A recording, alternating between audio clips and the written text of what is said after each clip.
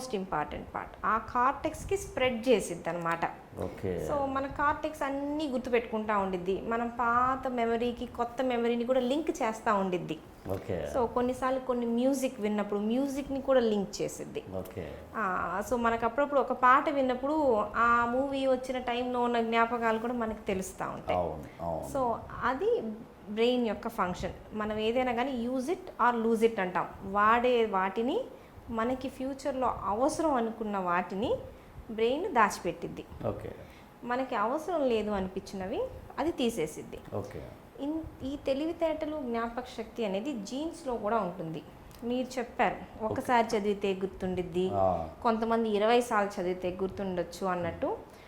అది మనం శ్రద్ధగా చదివామనుకోండి గుర్తుండే ఛాన్సెస్ ఎక్కువ. బట్ చివరికి శ్రద్ధగా చదివినా కూడా ఇద్దరు పిల్లలు ఒకే రకంగా చదివినా ఒకళ్ళు ఒక ఏకసంతాగ్రహి అంటాం. ఒకసారికి 4-5 సార్లు పట్టొచ్చు. సో రెపిటిషన్ అనేది చాలా చాలా ఇంపార్టెంట్. చదివింది మళ్ళీ